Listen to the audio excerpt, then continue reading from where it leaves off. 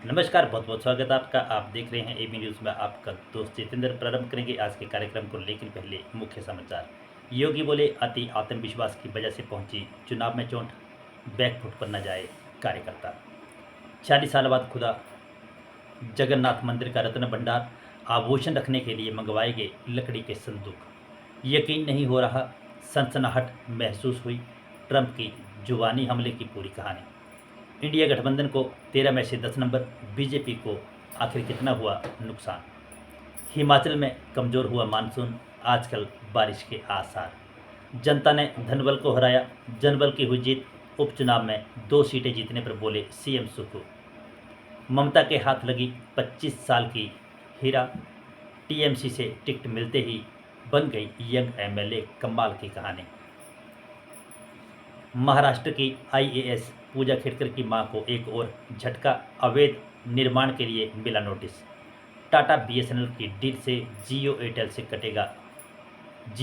का कटेगा पत्ता, कोने कोने तक पहुंचेगा फास्ट इंटरनेट। डोनाल्ड ट्रंप पर हमले का असर, बिटकॉइन में आई तेजी। अब समाचार विस्तार से। भाजपा की एक दिवसीय प्रदेश कार्य समिति की बैठक आज लखनऊ के राम मनोहर लोहिया पीवी विश्वविद्यालय के अंबेडकर सभागार में हुई। बैठक में पार्टी राष्ट्रीय अध्यक्ष जेपी नड्डा विशेष तौर पर शामिल हुए। यूपी के सीएम योगी आदित्यनाथ सहित पार्टी के शीर्ष नेता इस बैठक में पहुंचे। इस मौके पर प्रदेश के मुखिया योगी आदित्यनाथ ने अपने संबोधन में विपक्ष पर हमला बोला। उन्होंने कहा कि विरोधी साजिश करने में सफल रहे। हमने 2019 में नाकाम किया था। हम सोशल मीडिया पर नज़र रखने के लिए प्रतिबद्ध रहना होगा। हम अपनी उपलब्धियों को मुद्दा नहीं बना पाए। साथ ही बैठक में कार्यकर्ताओं को कहा कि आपको किसी भी स्थिति में बैकफुट पर जाने की ज़रूरत नहीं है, क्योंकि आप लोगों ने साबित कर दिया है। वोटों की शिफ्टिंग और अति आत्मविश्वास की वजह से कहीं ना कहीं चोट जरूर पहुंची है। आप लोगों ने प्रधानमंत्री नरेंद्र मोदी के नेतृत्व में 2014, 17, 19 और 2022 में सफलता हासिल करके दिखाया है। योगी ने संबोधन में आगे कहा कि हमने अपने कार्यकर्ताओं की मदद से यूपी को माफिया मुक्त किया है। प्रदेश में सुरक्षित माहौल है। अगली खबर। डोनाल्ड ट्रंप को पहले तो यह एहसास ही नहीं हुआ कि उन्हें गोली लगी है। उनके कान के पास कुछ सनसनाहट हुई। ट्रंप को यकीन नहीं हो रहा था कि अमेरिका में किसी पूर्व राष्ट्रपति पर ऐसा हमला हो सकता है। ट्रंप ने जब अपने कान पर हाथ लगाया तो उन्हें एहसास हुआ कि खून निकल रहा है। गोली उनके कान को छूकर निकली है। पूर्व राष्ट्रपति एवं रिपब्लिकन पार्टी के राष्ट्रपति पद के उम्मीदवार डोनाल्ड ट्रंप ने बताया कि पेंसिल्वेनिया में चुनावी रैली के दौरान उन पर हमला किया गया, जिसमें एक गोली उनके दाहिने कान के ऊपरी हिस्से पर लगी। ट्रंप ने अपने सोशल मीडिया मंच ट्रूथ सोशल पर बताया कि हमला कैसे हुआ। ट्रंप ने अपनी जान बचाने के लिए अमेरिका की सीक्रेट सर्विस का शुक्रिया भी अदा किया। पूर्व राष्ट्रपति ने कहा कि मैं पेंसिल्वेनिया के बटलर में चुनावी रैली के दौरान मुझ पर हुए हमले की तुरंत कार्रवाई करने के लिए अमेरिकी की सीक्रेट सर्विस और समस्त कानून प्रवर्तन एजेंसियों का धन्यवाद देता हूं। बटलर में चुनावी रैली के दौरान एक संदिग्ध हमलावर ने उनके ऊपर गोलियां चलाई, जिससे वे घायल हो गए। हालांकि अमेरिका की सीक्रेट सर्विस ने तुरंत कार्रवाई करते हुए ट्रंप को सुरक्षा घेरे में ले लिया और उन्हें सुरक्षित स्थान पर पहुंचा दिया। सबसे खास बात यह है कि रैली में मारे गए व्यक्ति के परिवार के प्रति और गंभीर रूप से घायल हुए एक व्यक्ति के परिवार के प्रति संवेदनाएं व्यक्त करते हुए उन्होंने कहा कि यकीन नहीं हो रहा कि हमारे देश में ऐसा भी हो सकता है। अगली खबर। देश में 7 राज्यों में 13 सीटों पर हुए उपचुनावों में महज 2 पर भाजपा सिमट चुकी है। विपक्षी दल नेताओं का कहना है कि ये नतीजे इंडिया गठबंधन के पक्ष में आए हैं। हिमाचल प्रदेश में 3 सीटों पर चुनाव था, इनमें से 2 कांग्रेस जीत गई है, 1 बीजेपी जीती है। पश्चिम बंगाल में भी 4 सीटों पर ममता दीदी ने जीत दर्ज की है, वहां बीजेपी का सुपड़ा साफ हो गया है। पंजाब में 1 सीट पर हुए उपचुनाव में आम आदमी पार्टी की जीत हुई है। उत्तराखंड की 2 सीट पर चुनाव हुए और दोनों पर कांग्रेस जीती है। तमिलनाडु में 1 सीट थी और डीएमके जीत गई है।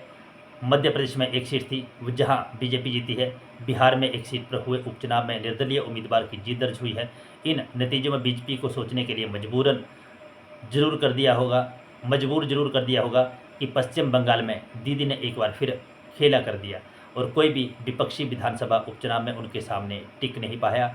पश्चिम बंगाल की विधानसभा में 4 सीटों पर उपचुनाव हुए थे, इनमें से चारों सीटों पर ममता बनर्जी की पार्टी तृणमूल कांग्रेस ने जीत दर्ज की है। अगली खबर, हिमाचल प्रदेश में मानसून फिर कमजोर हो गया है। रविवार और सोमवार को हल्की बारिश होने के आसार हैं। शनिवार को प्रदेश के अधिकांश के क्षेत्रों में धूप खिली, बारिश नहीं होने से मौसम में उमस बढ़ गई है। 17 से 19 जुलाई के दौरान प्रदेश के कई क्षेत्रों में बारिश का पूर्वानुमान है।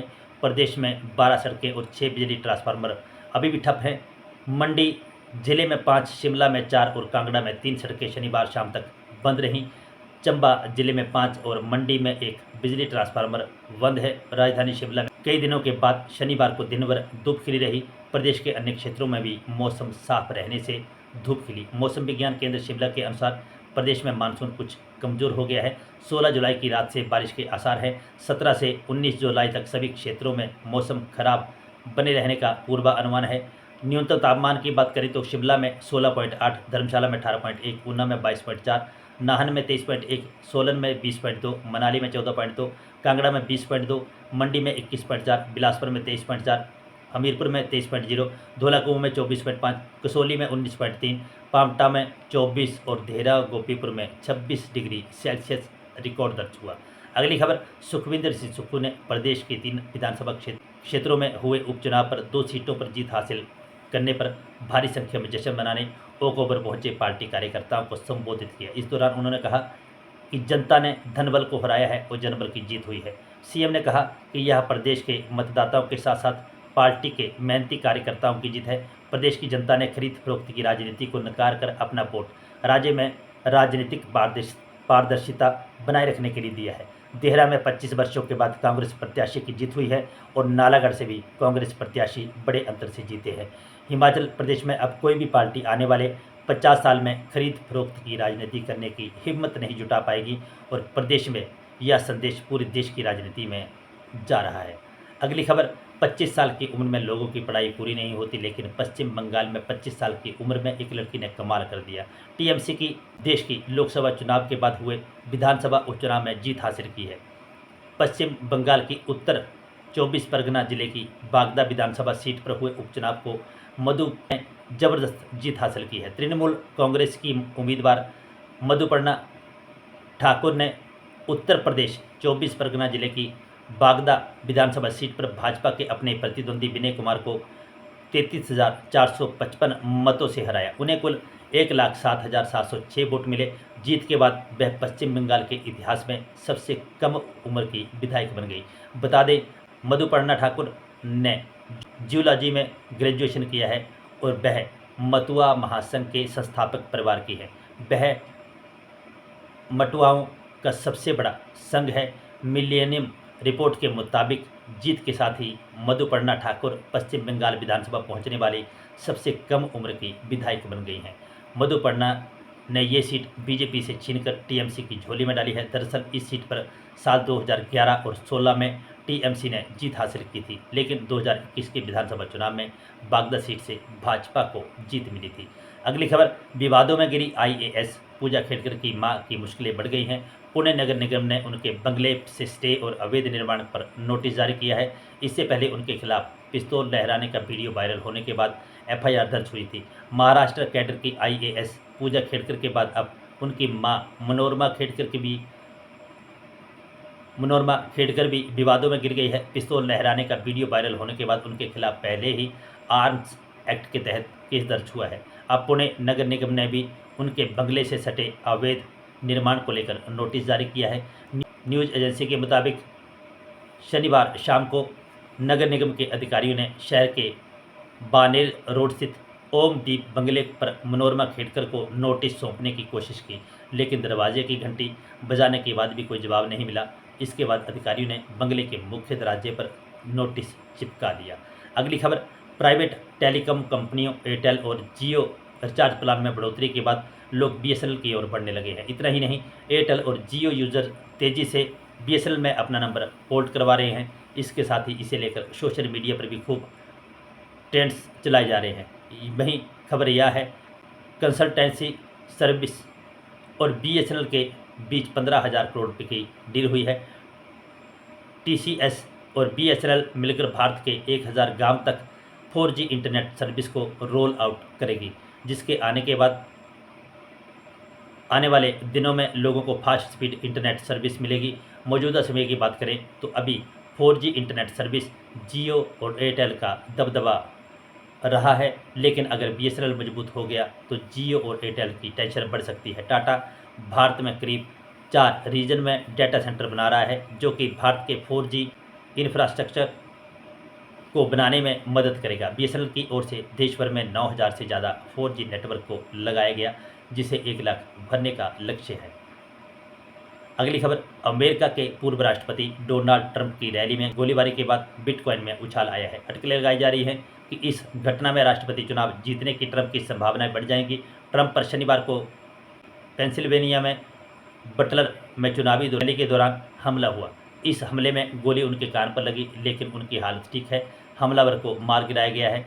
ट्रंप क्रिप्टो करेंसी के सपोर्टर रहे हैं। उन्होंने इस बुधवार को औपचारिक रूप से राष्ट्रपति पद के लिए रिपब्लिकन पार्टी के उम्मीदवार घोषित की जाने की उम्मीद है। ब्लूमबर्ग की रिपोर्ट के मुताबिक डाटा के हवाले से कहा गया है कि ट्रंप पर हमले में उनके फिर से अमेरिकी राष्ट्रपति बनने की संभावनाएं बढ़ गई हैं। इस हमले के बाद सोशल मीडिया और टेलीविज़न पर ट्रंप की ये तस्वीरें छाई हुई हैं। उन्होंने मुट्ठी बांधकर हाथ को उठाया हुआ है और उनका दाहिना कान खून से लथपथ है। ट्रंप पर हमले के बाद बिटकॉइन 2.1% तक उछला है और कीमत $59,849.84 तक चली गई है। हालांकि बाद में बढ़त घट गई और कीमत लगभग $59,426 पर आ गई। सबसे ज़्यादा कारोबार करने वाली क्रिप्टो करेंसी बिटकॉइन हाल ही के दिनों में स्थिर हो गई थी। इसकी वजह से ऐसा आशावाद है कि ब्लैक रॉक और इंक, फिडेलिटी इन्वेस्टमेंट जैसी दिग्गज कंपनियों के ETF ऐसी डिमांड की पेशकश करते हैं जो कीमतों में उतार चढ़ाव को कम करती हैं।